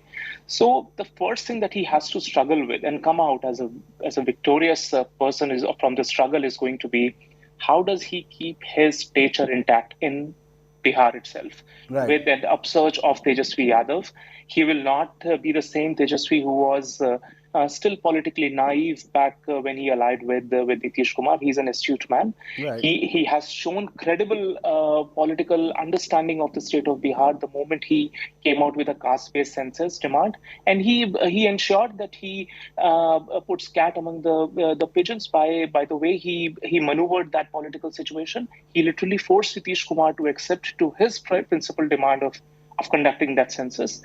I believe it will be a tough 2 years before Nitish Kumar. That's number one. Number two, we have seen mother of all Mahagathbandhans in Uttar Pradesh in 2019 election. We saw how Samajwadi and PSP came together. It was an absolutely formidable alliance. Any psephologist would have found it very hard that how would Prime Minister Modi go out, battle out that formidable an alliance. And he still did that. So I personally feel, first of all, Nitish ji has to be a contender to continue as the Bihar CM. That's the first challenge. Second is that there are a lot of competing faces on the opposition side which couldn't even come together on very trivial issues, trivial elections like the election of the president or the vice president. They were not all on board even for these inconsequential elections. How do you ever imagine that when so much is at stake, you would imagine Mamata Banerjee coming in, supporting Nitish's stature, or perhaps Jagan, TDP, Chandrababu Naidu, or KCR, or Congress all joining the same platform. Okay. We've seen how Karnataka elections in 2018, when you saw that all these opposition leaders holding hands together on the eve of the formation of Karnataka government, and what happened after that? Within months, everything disintegrated. So you're saying because there are perfectly entangled in zero-sum games. They cannot stick together. You believe it's a zero-sum game. Let's therefore turn that zero-sum game and do some game theory. Let's look at SWOT analysis of the other challengers. And I want to turn to Mamata Banerjee, since Pawan Kumar Verma, you're associated now with the Trinamool Congress, and look at her strengths and weaknesses. Who will challenge Modi? Mamata, only woman CM in the country at the moment, dominates a state with 42 MPs, so a large chunk state that she belongs to, has a pro-poor mass leader image. These are all her strengths, Pawan Verma. Street fighting spirit, has taken on the BJP and won in Bengal last year. But her weaknesses, limited vocabulary in Hindi or English, not seen as an effective communicator, rooted in Bengal, so doesn't have that kind of pan-India appeal when you would say. Her party faces serious corruption charges. We've seen what happened to Partho Chatterjee recently, accused of promoting family Raj. And she's seen as a mercurial, unpredictable leader, and therefore someone who can't necessarily be trusted. How do you respond? Do you see Mamata Banerjee as that leader? You said no credible challenger. How would you compare a Mamata to a Nitish? You worked with both. No, I think both are grassroots leaders. And Mamata Banerjee has proven her credentials over successive elections. And I think this attempt, which is obviously at the back of the mind of BJP, and what Rajat said, to play up the differences within the opposition in the wishful thinking that the opposition will remain ensnared and embroiled in these differences rather than reach a larger unity. And the best way to do it is to ask who will be the leader. I'm saying to you, who could have predicted in 1975 that Ajay Prakash Narayan will emerge, who will bring together the opposition in its opposition to the emergency? Who could have predicted in 1987 that with a Rajiv Gandhi with 404 MPs, a VP Singh will emerge? What I'm saying is politics is dynamic. And basically you have to look whether there are objective conditions by which there is space for the opposition to say enough is enough, reflecting the will of the people. Without the will of the people, it's not possible. It's machination. But we've just seen reflection of the will of the people cannot be arithmetic. But what Rajat Sethi says is not. It is the reality. The reality is that the opposition remains, dare I say, split wide open. Bihar is an exception. Indeed, I agree with you. But I'm saying that we have 20 months to go to 2024. I'm not prophesying anything, but a template has been created in Bihar where the entire opposition has come together against the BJP. Okay. Possibly. And there are still formidable challenges on that road ahead. At some point, the opposition realized that the BJP's strength, whom they oppose, derives from the disunity of the opposition.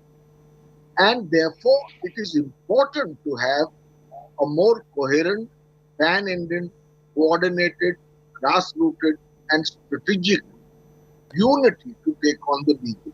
Okay. I don't rule it out. Democracy has its own potential and possibility. So you're still hoping that what happened in Bihar is in a sense a message for the rest of the country. Let's turn therefore to the next contender that I have. Pawan Verma, of course, cleverly avoided who's the better contender between Nitish and Mamata, but that is perhaps the way it is. Let's turn therefore to the next contender, Arvind Kejriwal. Arvind Kejriwal is someone who's seen as a bit of an outlier, has the energies of a startup party, is someone who has been able to have a strong middle class and urban youth connect, is a very effective communicator, totally bilingual in Hindi and English, is also someone who has built an anti-corruption image for himself nationally, and as I said, is a very effective communicator. His weaknesses: Aam Aadmi Party limited to a few pockets at the moment in the country, but in power in 2 states, or 1.5 some would say. He is seen still as a one-person show, doesn't have a strong second line. Arvind Kejriwal is also seen as someone who has very few friends across the political spectrum, bit of a loner in that sense, and his secular image has been questioned in recent times by those within the opposition. Do you see, Sanjay Kumar, someone like Arvind Kejriwal as a challenger, or am I looking at this entire issue based on what's happened in Bihar in a very wrong manner, suggesting almost that what Bihar has done is thrown up a challenger in Nitish? Could there be others? Should we look at 2024 in presidential terms? I think if BJP is able to convert the 2024 Lok Sabha elections into a presidential kind of an election, BJP will have an upper hand. They still have an upper hand, whether it is a presidential mode of election or not. But your primary question was about Arvind Kejriwal. You listed the plus and the minuses of Arvind Kejriwal. If I go by the popular perception, what do the people on the ground think about who could be the possible challenger to Modi, if not in 2024, but certainly in the long run? I think the one name which is very commonly taken by the common voters on the ground is Arvind Kejriwal, because they see, look at the advantage. Yes, you did mention he has a government in 1.5 states, but look at the other political parties, the leader of other political parties. TMC is just confined in 1 state, JDU is confined in 1 state. This is a man, this is Aam Aadmi Party is a party which has a government in 2 states. This is a leader, Arvind Kejriwal is a leader who can speak Hindi fluently and acceptable among the urban middle class. So I think going by the common perception of the people, and I also think that in the long run, he, compared to other leaders, he is more suited to emerge as a possible challenger to Modi at the national level. I don't know whether it happens in 2024. I would put a big question mark. It may not happen in 2024, but certainly in the long run, he may emerge as a possible challenger to Narendra Modi at the national level or BJP at the national level. Is that what your polls are showing also, Professor Kumar? When you do these polls and ask who is best suited to take on Modi, do they say Arvind Kejriwal? Rajdeep, we have not done any recent poll, but anecdotal small discussions here and there. I think the signals are very clear, to me at least, very, very clear. A lot of people take Arvind Kejriwal's name. They are looking forward to Arvind Kejriwal and Aam Aadmi Party as a possible challenger to BJP at the national level. Okay, let's turn from there to another interesting face, and Rajat Sethi, right or wrong man to take on this, is Rahul Gandhi. Rahul Gandhi, let's look at his strengths and weaknesses. Rahul Gandhi's strengths, the fact is he is the leader of the largest opposition party, not formally, but de facto. The Congress and the Gandhis remain a pan-India brand. I don't think anyone can deny that. He's consistently taken on Prime Minister Modi on variety of issues, can claim to offer an alternative left-of-center platform or claim to lead that. What are his weaknesses? Dynasty tag of leadership and seen as someone who's got leadership without necessary performance. He's seen as someone who, well, he's a leader of a party that is struggling to take on the BJP in one-on-one fights. He's also seen as someone who hasn't taken any major political or governance responsibility in all these years. He's not seen as a 24/7 politician. These are just some of the many weaknesses that he has.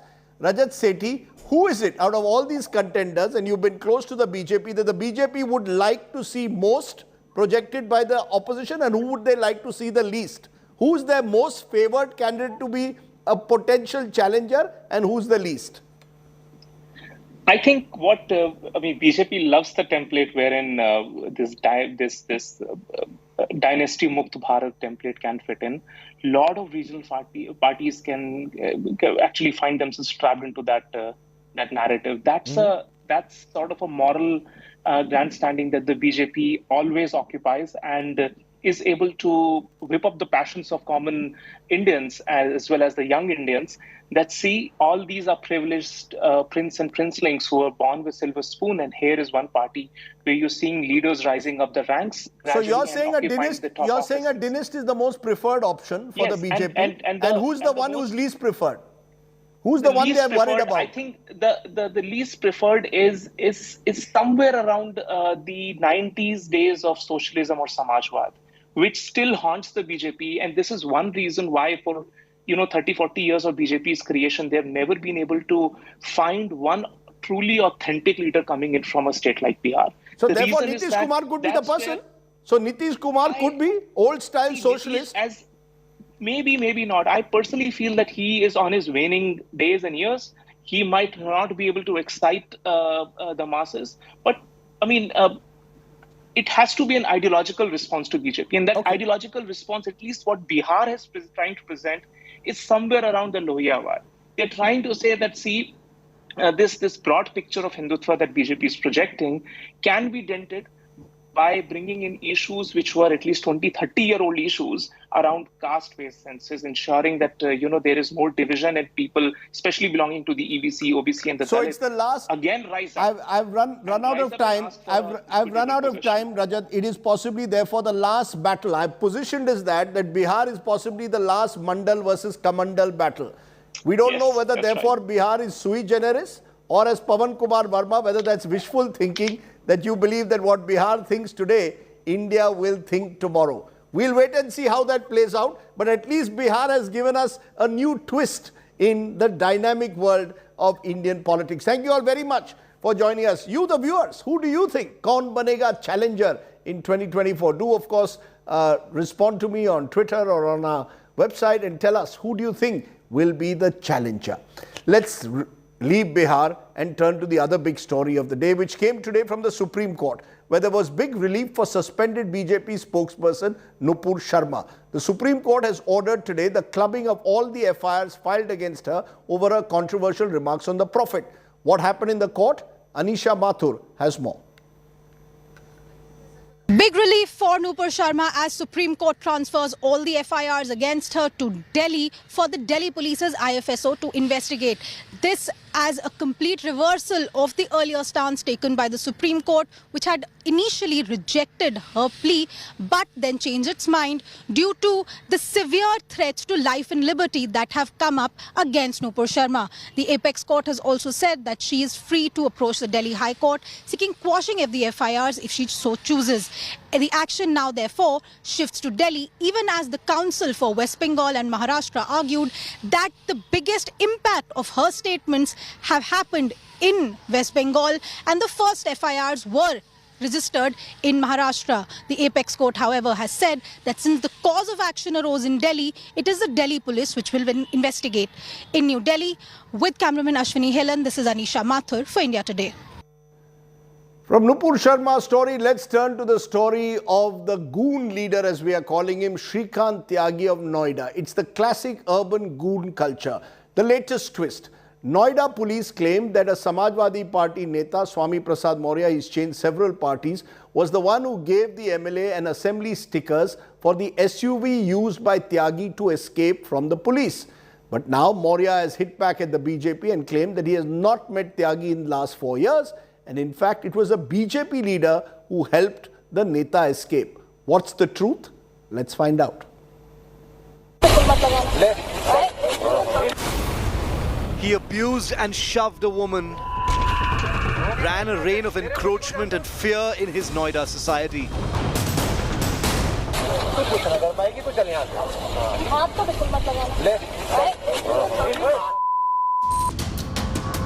But then Goon Neta Shrikant Tyagi's luck ran out.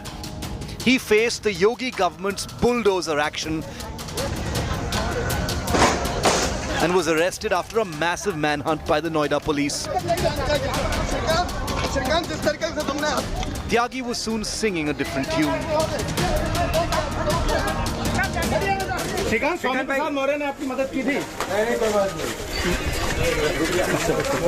अफसोस है कुछ? हाँ अफसोस है जी, बताइए। Aggressive हो गए थे जी जी। Both Tyagi and his driver Rahul have been booked for putting fake MLA and UP Assembly stickers on his SUV.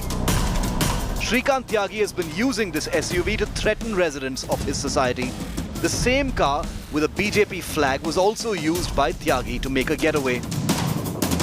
अच्छी बात की, जो ऐसा करे उसको जाना ही चाहिए, सोसाइटी में रहना ही नहीं चाहिए, क्योंकि बहुत गलत किया है।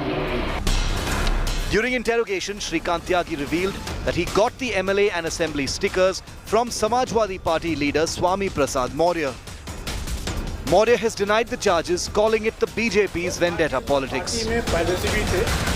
इसके द्वारा एक व्हीकल पर, जैसा आपने सुबह से देखा भी है, एक विधायक का स्टिकर भी लगाया हुआ है। उसके बारे में इसने पूछताछ में बताया कि इसके जो पुराने पॉलिटिकल सहयोगी थे श्री स्वामी प्रसाद मौर्य जी, उनके द्वारा वो स्टिकर इसको उपलब्ध कराया गया। 4 दिन से वो फरार है और गिरफ्तार नहीं कर पा रही है और 2 साल ऊपर दूसरों को रही है, अपना पाप का चादर दूसरों को डालने की कोशिश कर रही है। सरकार की घिनौनी साजिश है और भाजपा इसमें बहुत माहिर है। इस प्रकार का खेल खेलने में उसका कोई सानी नहीं। जो संबंधित गाड़ी बताई गई जिसके ऊपर लोगो बताते हैं गवर्नमेंट का, वो गाड़ी मेरे क्लाइंट के नाम नहीं है, ना उनके परिवार के नाम, ना किसी रिश्तेदार के नाम, और ना ही मेरे क्लाइंट से बरामद हुई है। तो मेरे खिलाफ 420 किस तरीके से बनेगा उसकी बाबत रिपोर्ट मांगी गई कोर्ट के द्वारा। The police meanwhile revealed that Tyagi has changed as many as 15 vehicles while dodging arrest. The police added that Shrikant Tyagi, who used 3 gunners in Ghaziabad, is also linked to illegal mining. With Samaj Srivastav, Bureau Report, India Today. Interesting story and its twists and turns in the urban goon culture. Time for a break. On the other side is our Good News Today story. It comes from Chail in Himachal Pradesh. We'll tell you more. You're watching the news today. News without the noise.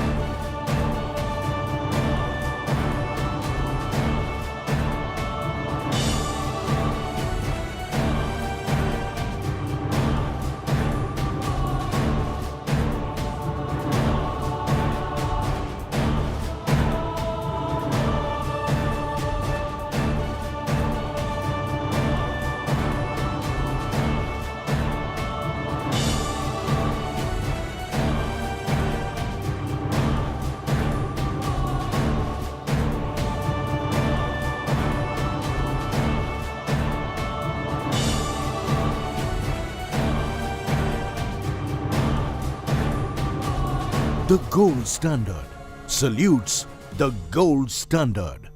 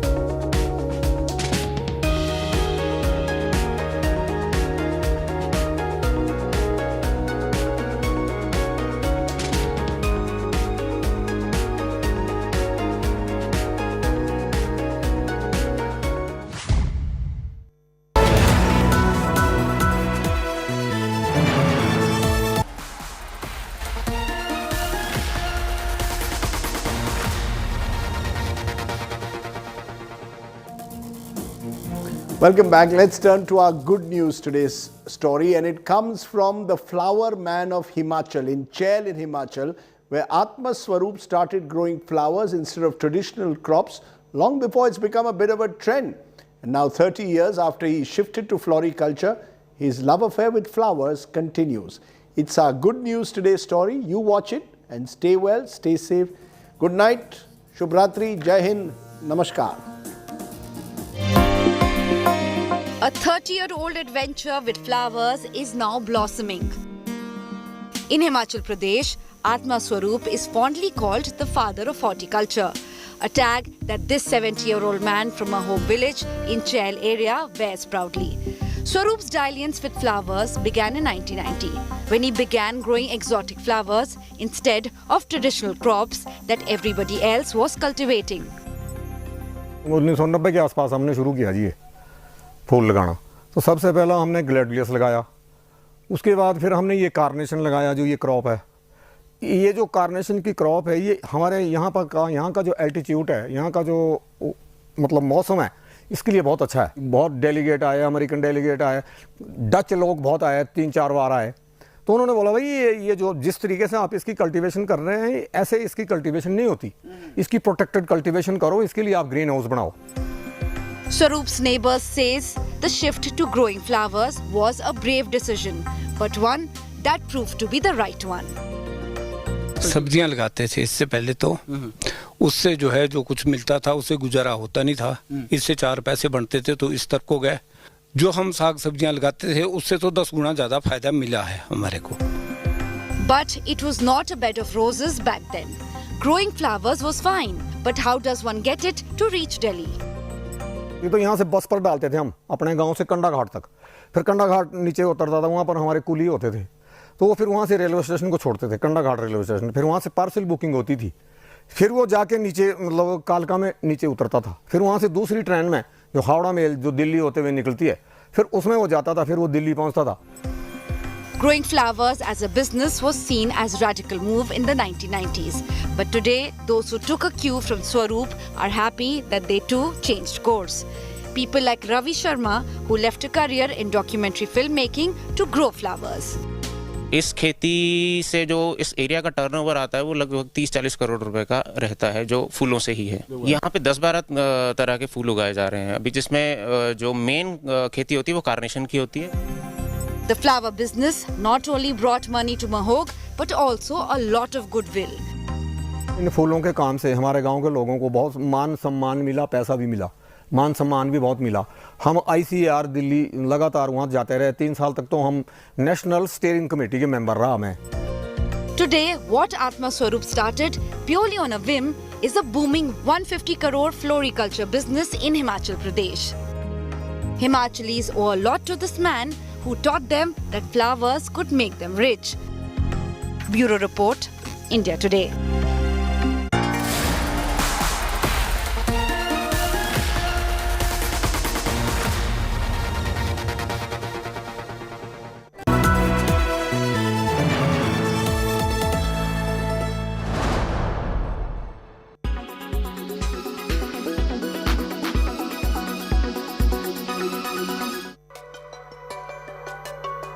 Our world is filled with many scenic, interesting, weird and some creepy places, and we'll tell you about 5 weird islands of the world.